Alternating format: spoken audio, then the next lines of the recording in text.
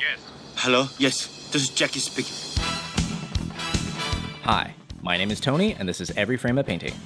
Some filmmakers can do action, others can do comedy, but for 40 years, the master of combining them has been Jackie Chan. These days, there's a lot of movies that combine funny scenes with fight scenes. But even when the movie's good, the comedy and action seem to be two different directors and two different styles. And that's why Jackie's so interesting. In his style, action is comedy, and his work shows that the same filmmaking principles apply, whether you're trying to be funny or kick ass. So let's dive in. If you'd like to see the names of the films as I'm talking, press the CC button below. Ready? Let's go. So, how does Jackie create action that is also funny? First off, he gives himself a disadvantage. No matter what film, Jackie always starts beneath his opponents. He has no shoes, he's handcuffed, he has a bomb in his mouth. From this point, he has to fight his way back to the top.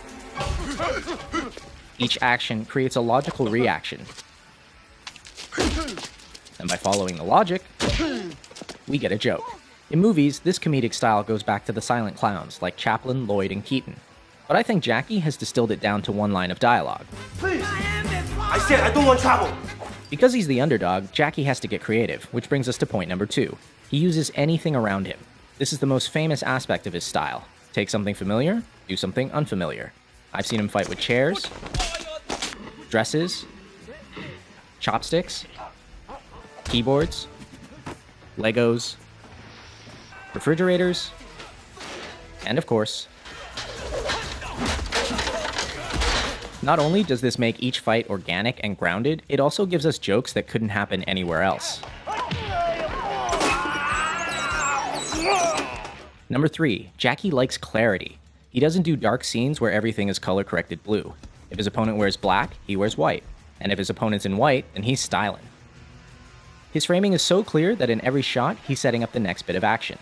Here, even though we're watching the stuntman, 2/3 of the frame is the staircase. A few seconds later, we see why.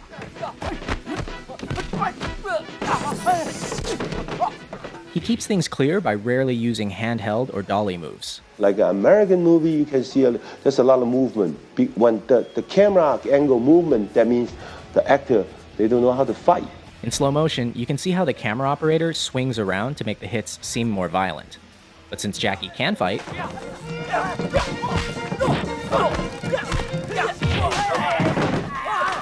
I never move my camera.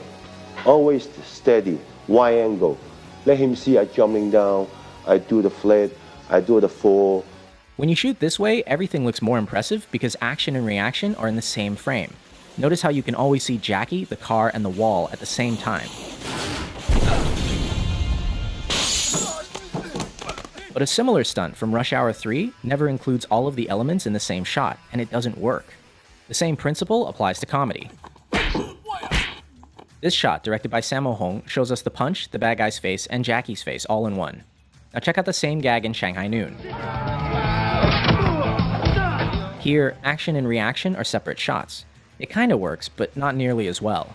Why don't more directors do this? Because of number 5. They don't have enough time. Jackie is a perfectionist, willing to do as many takes as necessary to get it right. And in Hong Kong, he's supported by the studio, which gives him months to shoot a fight.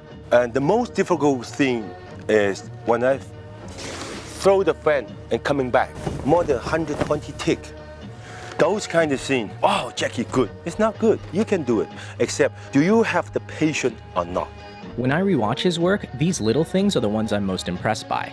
He doesn't need to do them and they eat into his budget, but he still does them because he wants to. And it's that going above and beyond that I respect and admire. But in America, they don't allow you to do that, because the money just poof. And his American work is missing something else. And there's a rhythm also into the way that the shots are performed and also the way they're edited. And Jackie said something very interesting that, that the audience don't know the rhythm's there until it's not there. Jackie's fight scenes have a distinct musical rhythm, a timing he works out on set with the performers. Ready, action! Stay where you are! Stay where you are, don't chase me! Boom, boom! Then, boom! See? Everybody looks good. Even experienced martial artists have trouble with it. In his earliest films, you see him learning the timing from Yuan Heping, and it's very much like Chinese opera. But by the mid-80s, working with his own stunt team, he had something totally unique. In America, many directors and editors don't understand this timing, and they ruin it by cutting on every single hit. But in Hong Kong, directors hold their shots long enough for the audience to feel the rhythm.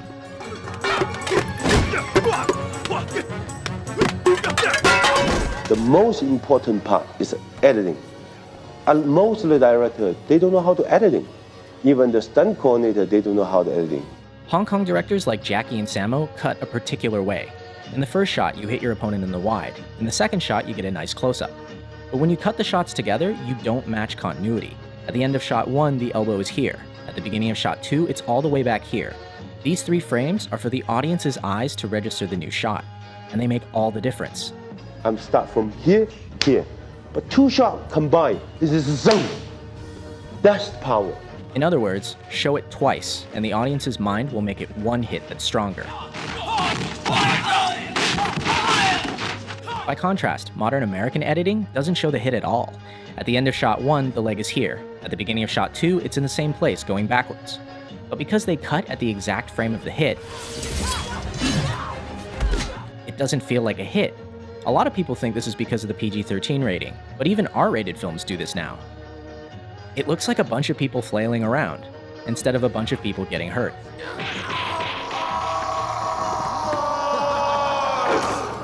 Ouch. Which brings us to number 8, pain. Unlike a lot of action stars who try to look invincible, Jackie gets hurt. A lot. Half the fun of his work is that not only are the stunts impressive,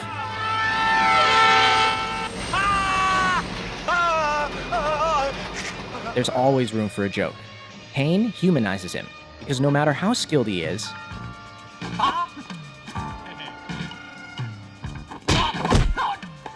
he still gets smacked in the face. In fact, Jackie's face may actually be his greatest asset. Many times the look he gives is all it takes to sell a joke, like when he does an entire fight holding a chicken. Or dressed as Chun-Li. And last, Jackie's style always ends with a real payoff for the audience. By fighting his way from the bottom, he earns the right to a spectacular finish.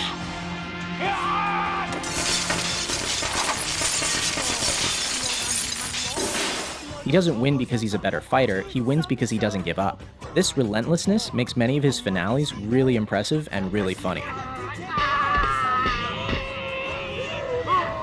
And it's in direct contrast to a lot of his American work, where bad guys are defeated because someone shoots them.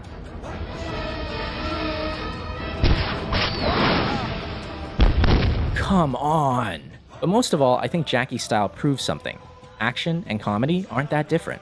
In both genres, we want to see our best performers. And I think a lot of modern action directors are failing completely. These actors are skilled artists, some of the best in the world. Why are the directors so unskilled? Why am I paying money to not see the action? Whatever you do the best you can, because the film live forever. No, because you know that they're raining and the actor don't have time. I said, would you go to every theater to tell the audience? No, the audience see on the theater, good movie, bad movie, that's all. Exactly. This work will last. And on that note, I leave you with the greatest death scene in film history.